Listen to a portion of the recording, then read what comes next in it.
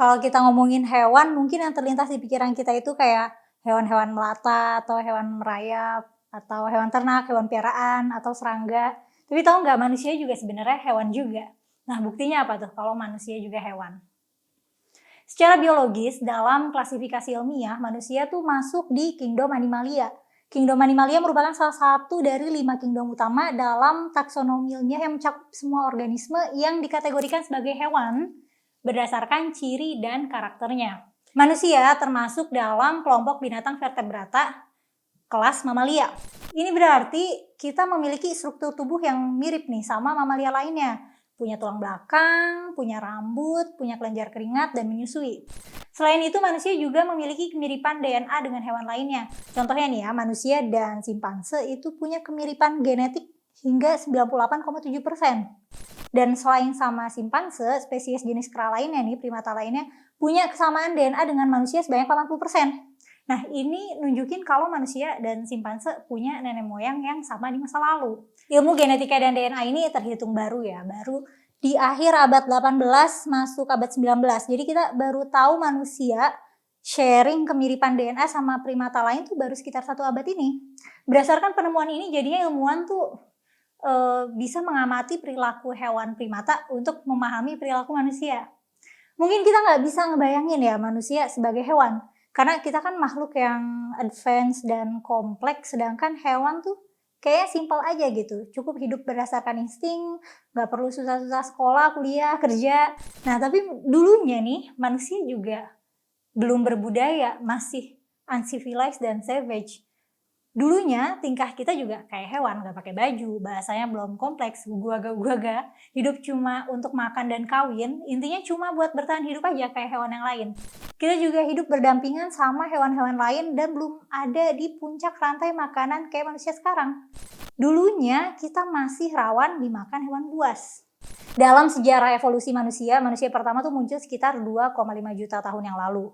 Nah, dulunya tuh manusia hidup sebagai pemburu pengumpul yang ya primitif dan savage lah gaya hidupnya. Kemampuan komunikasi juga terbatas. Nah, cuman seiring waktu manusia mulai berkembang dan berevolusi menjadi spesies yang lebih cerdas dan berbudaya ya. Kira-kira 70.000 tahun yang lalu manusia modern mulai muncul nih, dan mereka memiliki kemampuan berbicara yang lebih kompleks. Sejak saat itu manusia mulai mengembangkan peradaban, menciptakan alat dan teknologi, serta memperluas wilayah kekuasaan mereka. Nah, proses ini berlangsung secara bertahap dan terus-menerus hingga saat ini. Dengan manusia terus berkembang dalam berbagai aspek kehidupan, teknologi, seni, filosofi, dan lain-lain. Lengkapnya akan aku jelaskan di YouTube Forbidden Questions episode Manusia itu Hewan atau Bukan. Referensi selalu aku cantumkan di kotak deskripsi ya.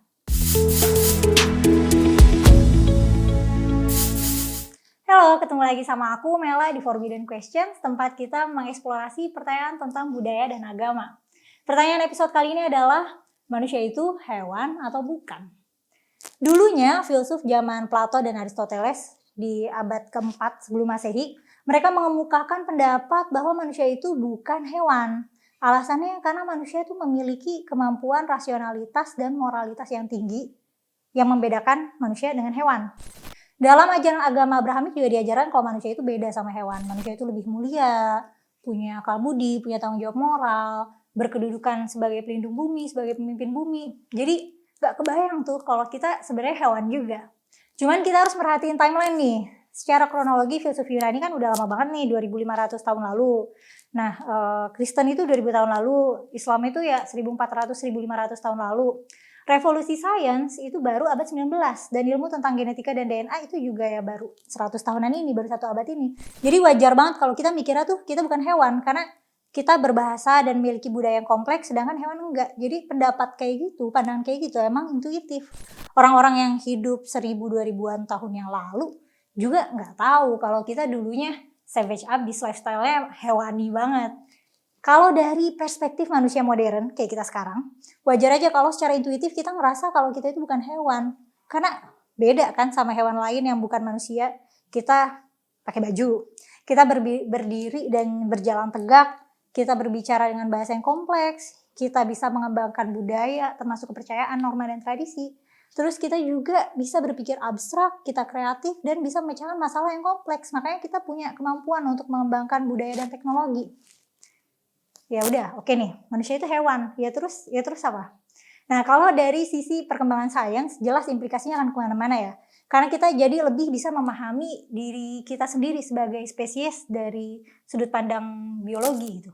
Dari segi bidang kesehatan, mengetahui manusia itu hewan, bisa bantu kita memahami patogen yang nyerang kita dari hewan dan gimana bisa terinfeksi kita.